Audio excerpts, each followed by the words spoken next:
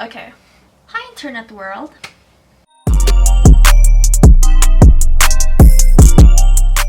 Thank you for 22 subscribers and counting. Oh my god, I can't believe it happened in 1 week in March.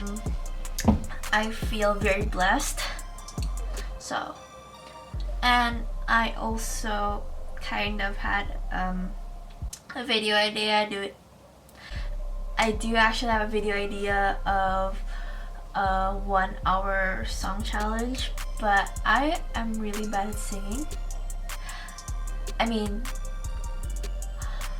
I showed it to my best friend and my best friend was like, no dude, don't post that. And I was like, but I need the video for Thursday. And I guess you could say that I am Phoebe from Friends. What's my update this week? I am a nocturnal being. I sleep very late morning. I kind of sleep through my afternoon and I wake up at 6 p.m. at night and the sun is setting. So basically I watch the sunrise, watch the sunset, and sleep the whole day. And that shouldn't be a thing. So right now I'm trying to fix my sleep schedule, but you know, isolation too long in your house, you get like really weird stuff going on. And there's that. That's the thing. Maybe I would kind of show you clips on what I was working for my 1 hour song challenge because I had really good footage out of it. So probably after this I would probably put the footage here. I don't know what you're doing. Yes. Okay, so anyway.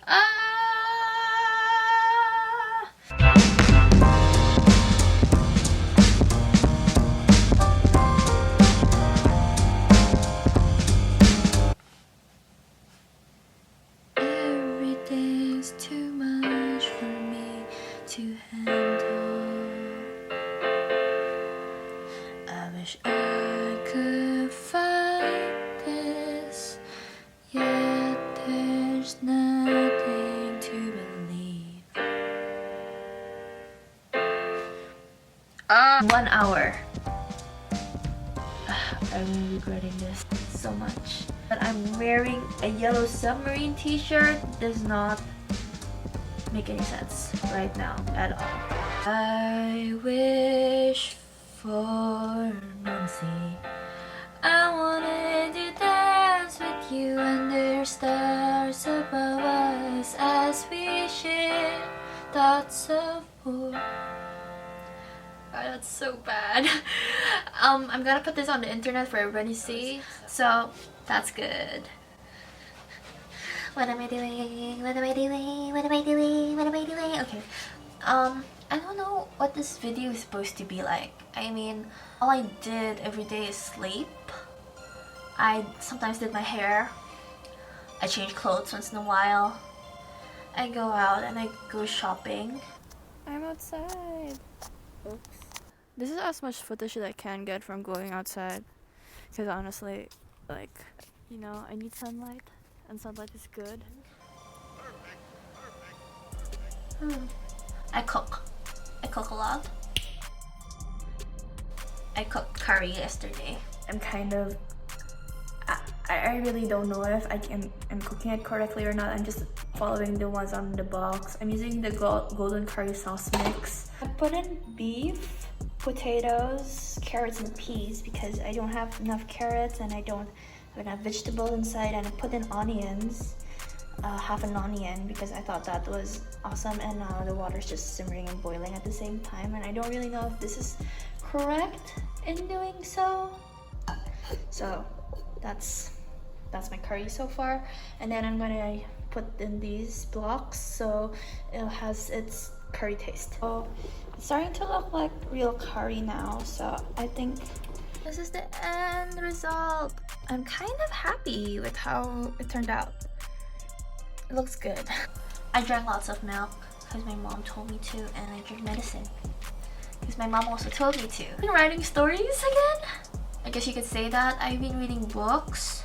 I don't really have physical copies of books, but I had some. So today we're just going to review videos. Oh, Review videos? No. And today we're just gonna review books because I think that will be fun, and to wrap up my first month of quarantine reads. This quarantine, in this isolation. Yeah, I don't know, it's a very weird time. I don't want to say isolation because I'm an introvert and I always spend my time indoors. In this case, books are really cheap online. An ebook instead of like the physical version, but you know, everybody knew that. But it's much more cheaper because last November when I wanted to buy the Testaments in ebook, it was £11. And when I checked it like 2 weeks ago, it was £5. Like, usually ebook prices are the same as like physical book prices, so I think you should really use quarantine to read books right now, because I fell in love with it again and I feel like I'm procrastinating to an extent because I'm reading more. Does it make sense? Honestly, I really feel like I didn't do anything for the past like 3 weeks, but I think it's gonna change this week because I feel like May is coming. I'm going to go home soon, so I'll probably have to do a lot of errands that I've been neglecting. That I shouldn't be neglecting, but I did. First book that I read is a reread from my middle school years. It's The Unexpected Everything by Matson. This is hands down my favorite romantic comedy book.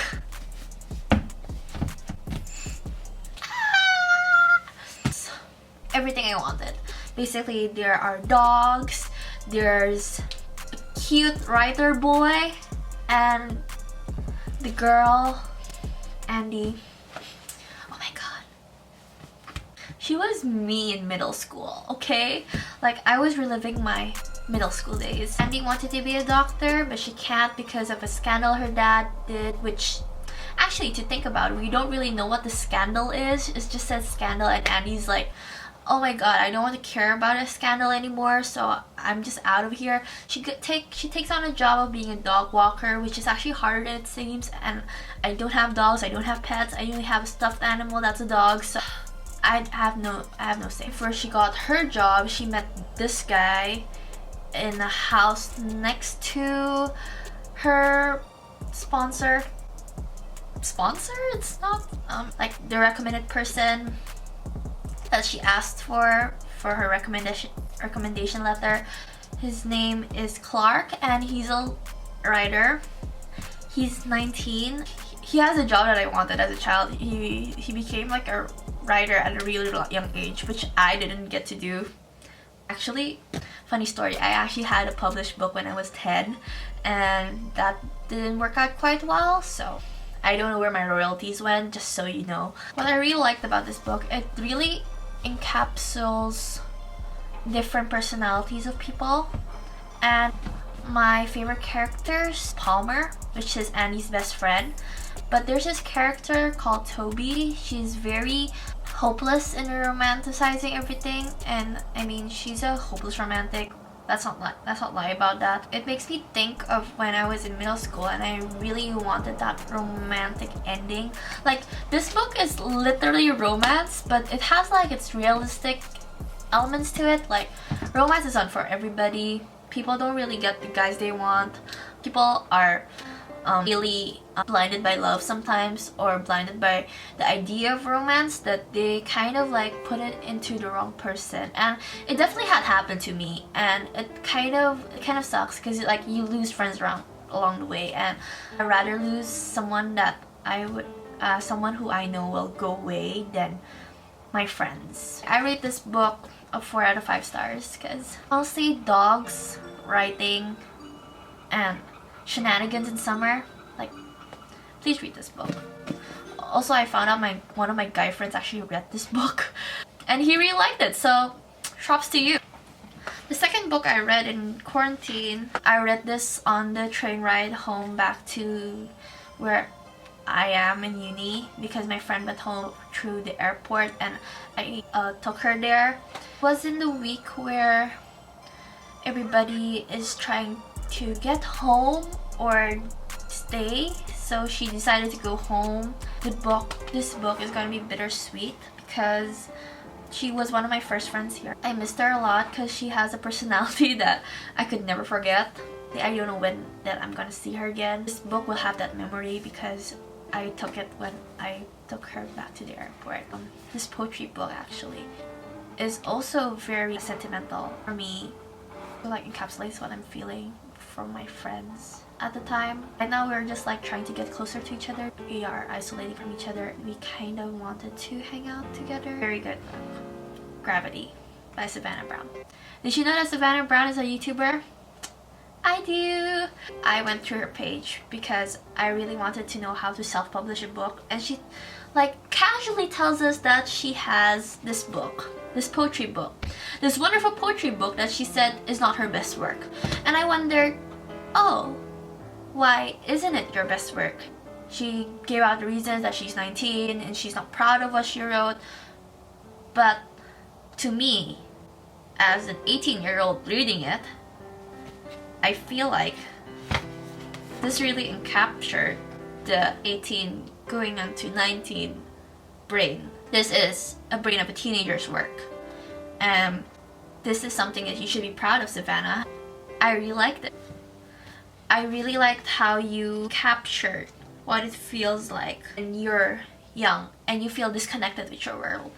I like how it captured how you feel hurt over your decisions in your young life. I feel like you know how it is to describe a house filled with lots of things with your mind and body and soul, but you don't really know what.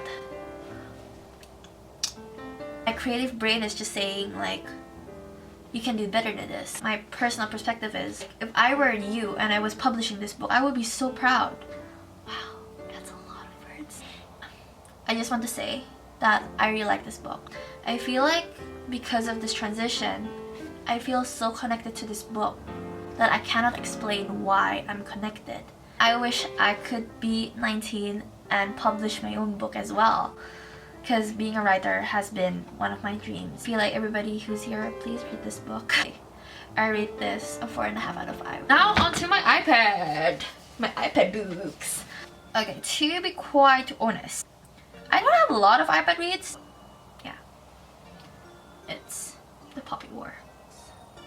The Poppy War! Come on.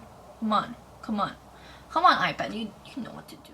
I would walk 500 miles and I would walk 500 more. It's the Poppy War! Okay, you can see the title now. I'm very happy. Anyway, The Poppy War is a book about a girl called Rin, and she is taking these series of tests. It's not a series, she took a test. 12-hour test to go to this prestigious academy called Sinagard. She's trained as a military student, and suddenly she has these powers of the phoenix and the gods and everything. And she didn't even like finish her years at Sinagard. She just like literally went to war.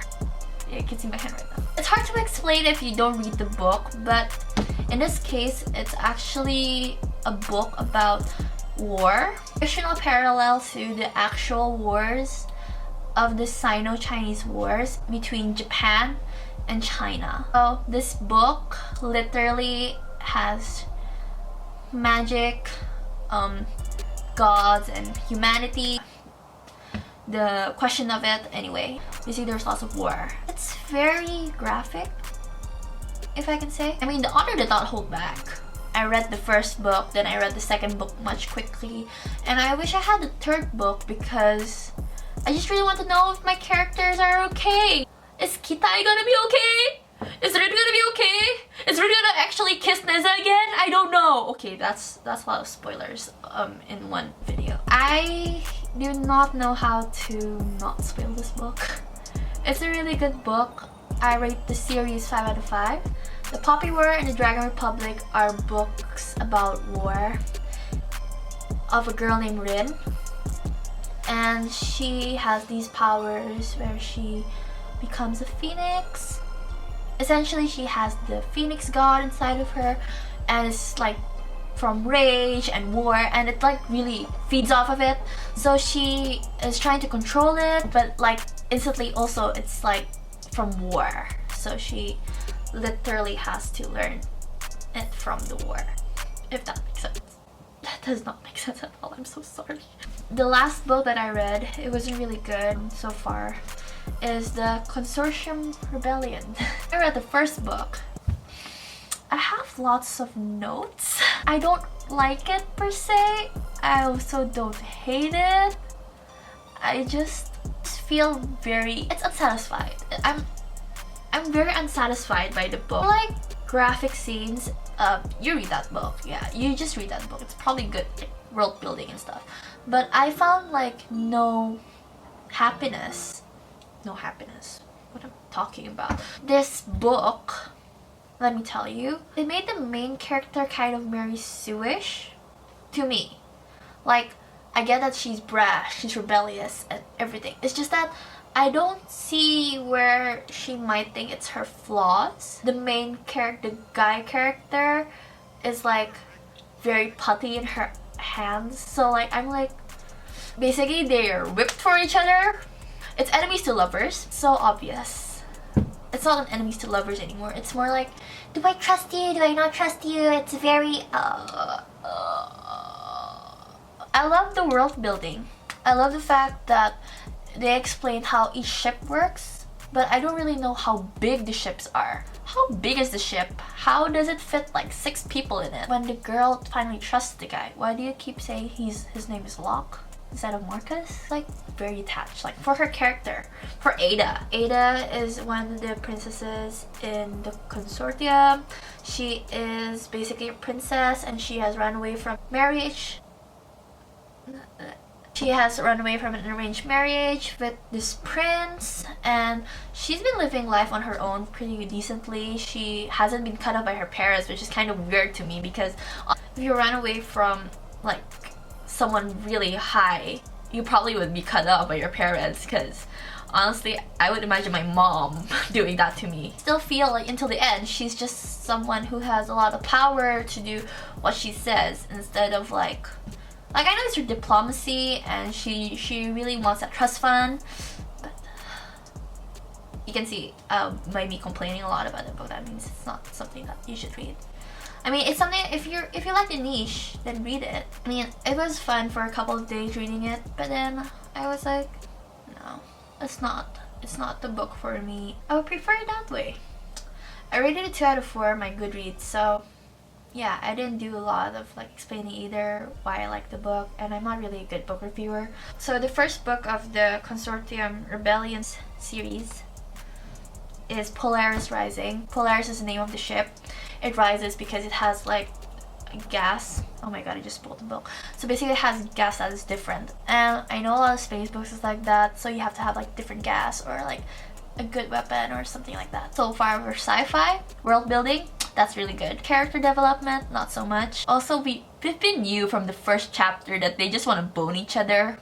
So, from the first chapter, they just really want to bone each other. I think that's it for my quarantine read so far. I think that's it for this week's video, so see ya.